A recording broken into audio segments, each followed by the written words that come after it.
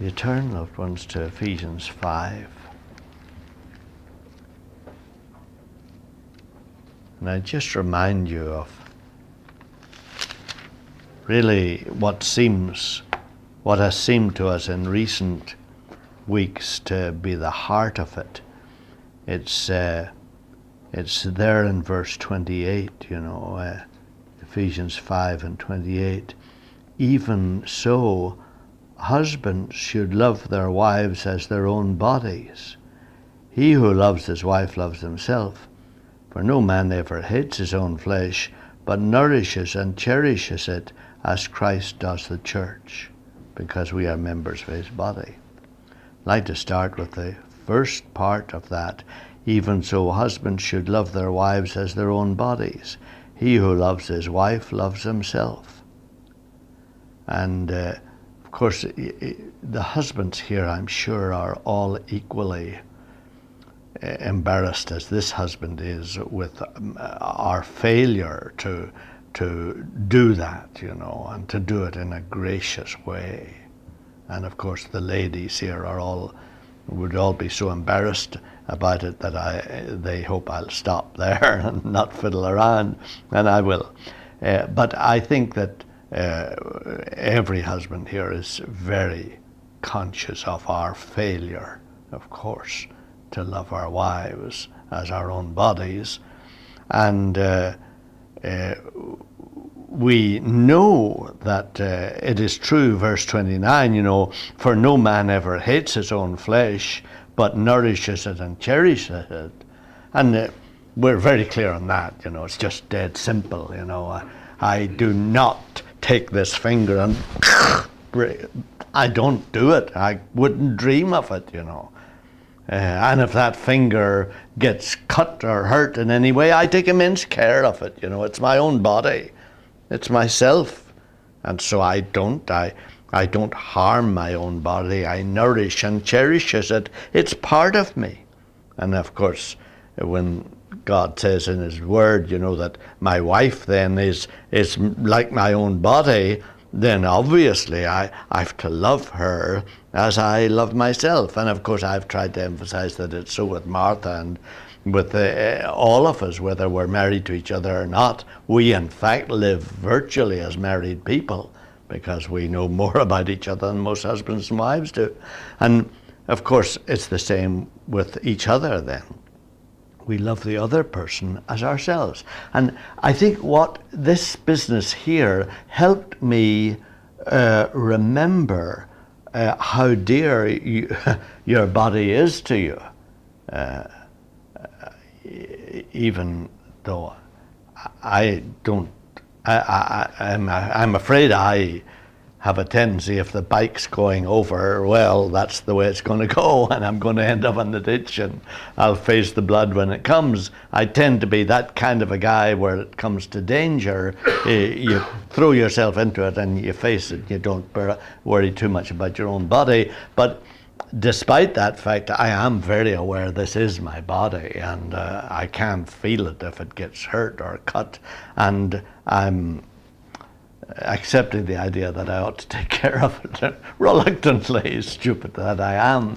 But all of us have that attitude. We know, yes, our body is part of us. It's myself. I mean, it's the little joke that Irene tells about the little girl, that pricked her finger and said, "Daddy, I'm leaking," and it brings home to you, yes, I'm leaking. It's not my body that's leaking, it's I am leaking. And I think we all are aware of that the body is part of us. And here the Bible is telling us to love our wives as our own bodies, and to take care of them in that way, and to nourish and cherish them in that way. And of course, we husbands are so stupid, and it must be so embarrassing and such a nuisance to you dear wives, because we are so poor in that whole side of things. So it is, that's where God is starting. He's saying the husband should love their wives as their own bodies, and nobody hurts his body, And of course, then for me, then the next important point was the one that God makes there. Husbands, even as so, husbands should love their wives as their own bodies. Verse 28. He who loves his wife loves himself. For no man ever hates his own flesh, but nourishes it and cherishes it. And then, I just, what the saying is, blown away. I just was surprised, astonished at the next phrase, as Christ does the church, but nourishes it and cherishes it as Christ does the church. And the thought of Christ and his body being the church, I knew it technically and cerebrally, but I began to catch it that Christ looks upon the church as his own body. And I know theologically that that's what they say. But the verse 10 always threw me off, really, because verse 10, because we are members of his body.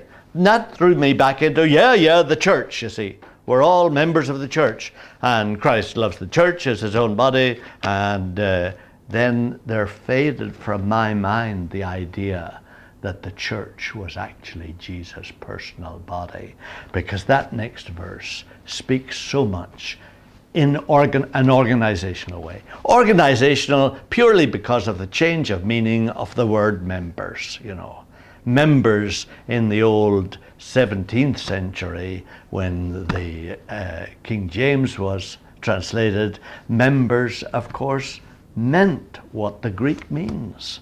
The Greek word is limbs. Limbs. And so it was members. They were using members in that sense in the King James. But of course we took it over even into the RSV. We are members of his body. And of course, when the word members is used with us in the 21st century, we don't think limbs. I don't think this is my member. This left arm is my member. We don't think of that. We say this left arm is one of my limbs. And so when you read, because we are members of his body, I always thought the cricket club. I always thought, or the chess club, or the football team, I'm a member of the football team. I'm a member of the chess club.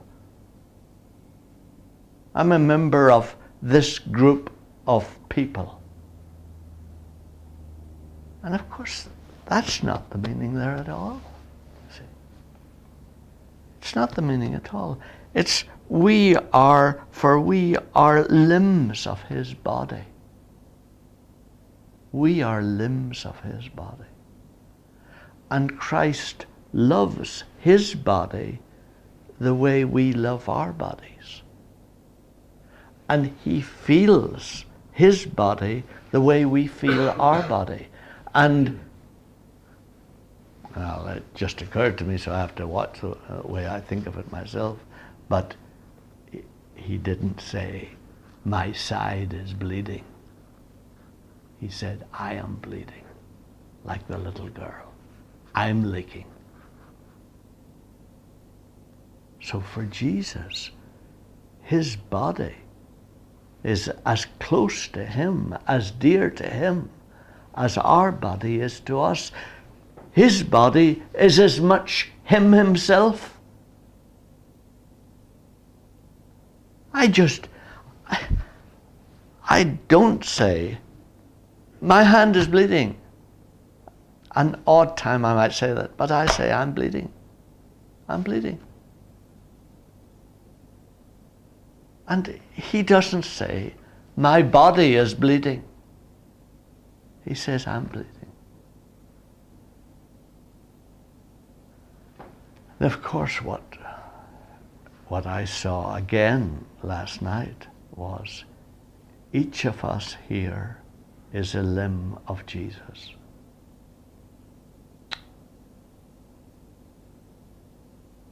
We're not a member of his body. We're a limb of Jesus. And we're not just members of his body, you know, so we're all together in this. It's a kind of a team effort. We are individually limbs of his body. Indeed, you remember in the famous Corinthian passage where he talks about the gifts, he says, and we are individually members of it, you know. We are part of his body and individually members of it. And of course the members throws it off. We are individually limbs of his body. And then I saw, you know, each of us here is a limb of Jesus. And I would ask you truly, truly, even though it is so difficult to do this because of our conventional use of the words and the language, I would ask you to really pause for a moment and see what we're saying. We're saying that each one of us here in this room is a limb of Jesus. And I would put the question to you plainly. Is he just wild about limbs? I mean, is that why he has so many? Is he just a limb collector?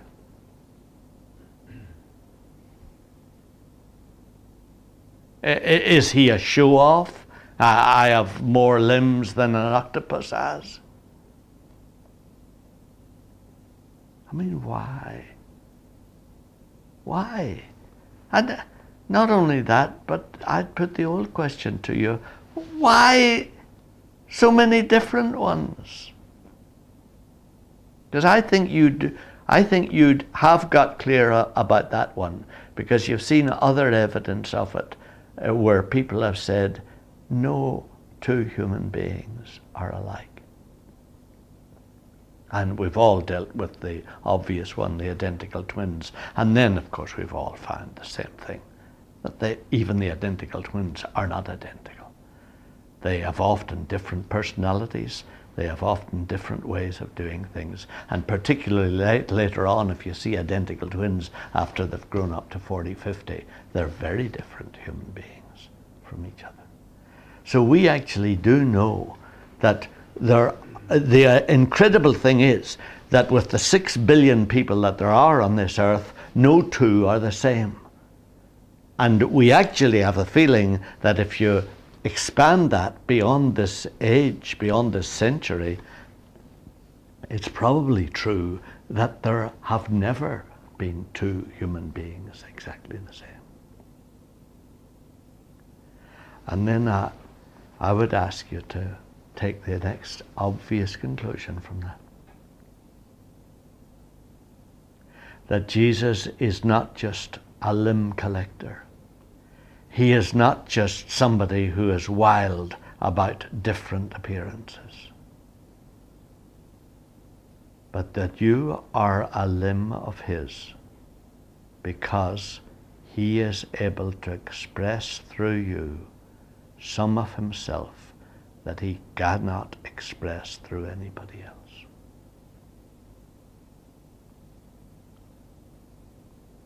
And I think you have to follow the logic of that. I think you have to accept that.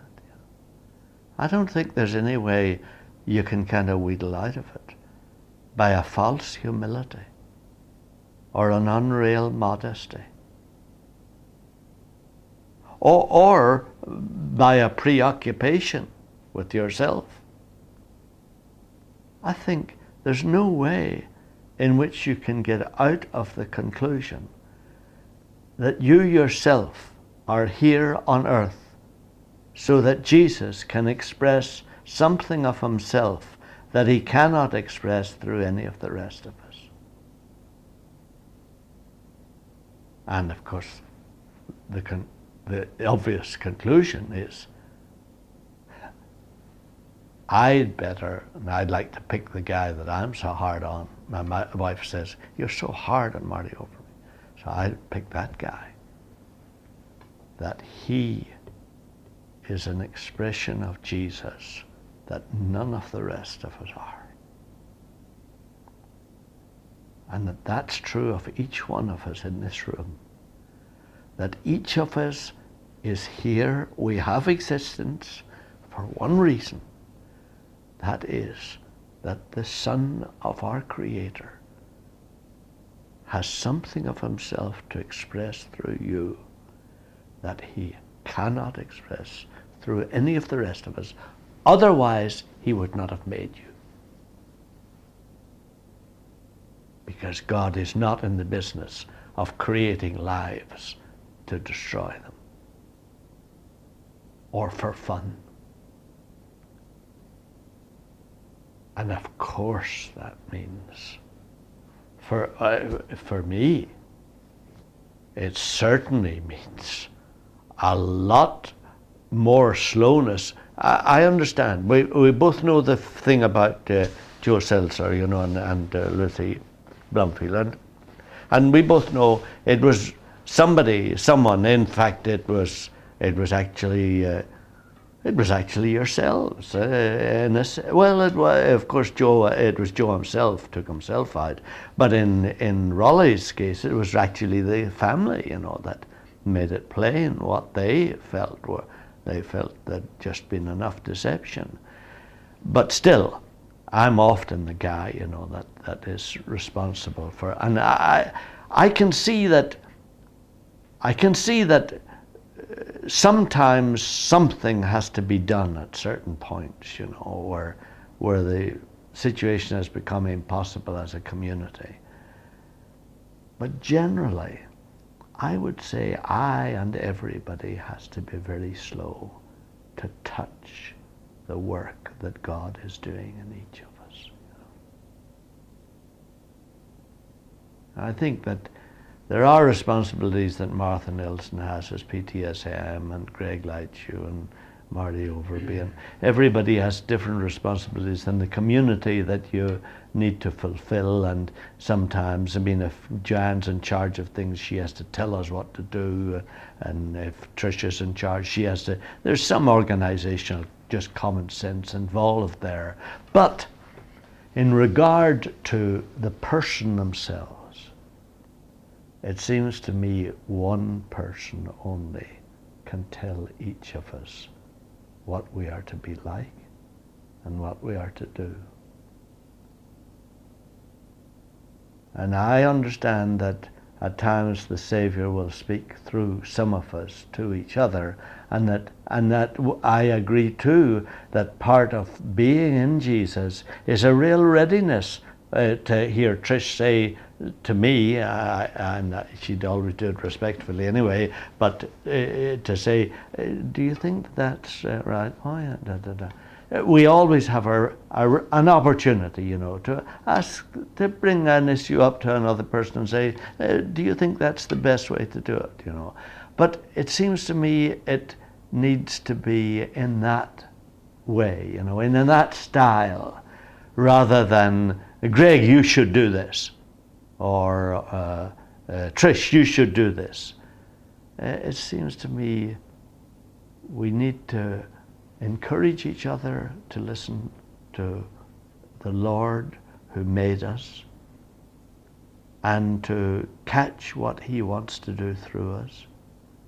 If you say to me, oh, well, don't you find yourself in situations where somebody is doing something that is making it really hard for somebody else?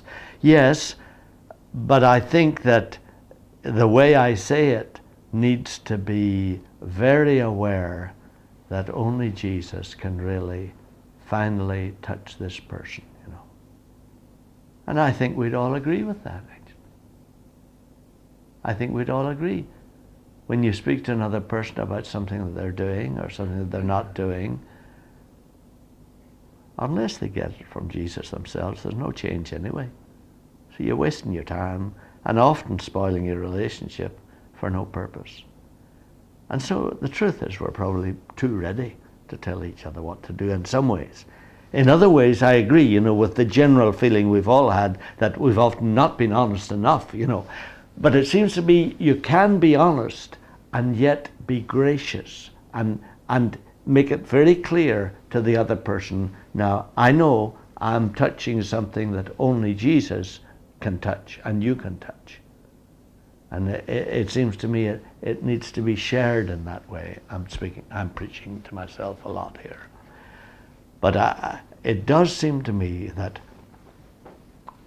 if this is the situation, that each of us is here to express, for Jesus to express through us something that he can't express through anybody else, then the first thing is great respect for each other. Great respect for each other. Great respect for each other in the Lord. Great sense this person is an expression of Jesus that none of the rest of us is. And I need to remember that. And first of all, thank God for all the things that are obviously Christ in him or in her. And then if you say to me, then can we say nothing more? It seems to me you can, but it has to be very much in a submissive attitude, very much just stating the thing quietly. Joanne, do you think? Yeah, I noticed you do this. Do you think that's the best? That's the best way to do it. And then that's it. But it seems to me, in that way, we can be honest with each other, but respecting that we're touching something holy. Now, what is the effect of it? Oh, unending, limitless, limitless. The person that is treated in that way, after getting over the fact that that's all the person has said, that they've shown real forbearance with me, they ought to have knocked my head off. After they get over the surprise of that, they begin to realize then it's really up to me and my Lord. It's really up to me and him. Up to him and me.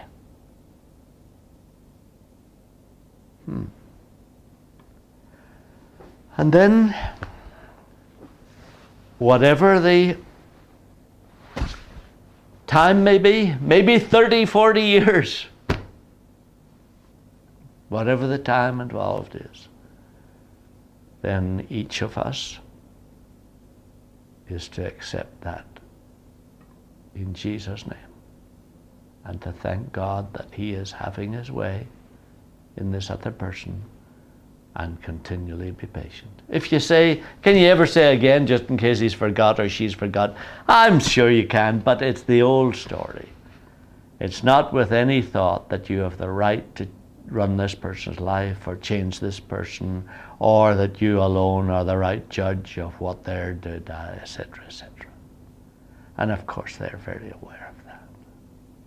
And I would imagine encouraged by it to see that if I don't allow Jesus to change this, nobody else can change it.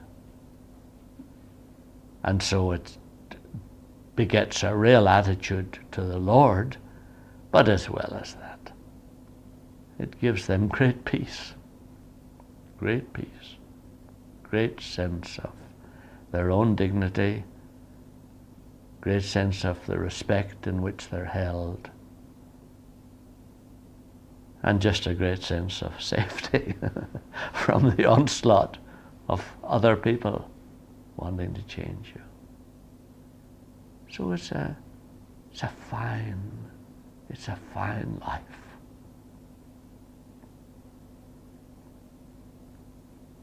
It's a fine life that he has called us to.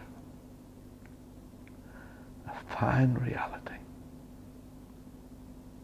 And let's, in this coming year, grasp it with all our hearts.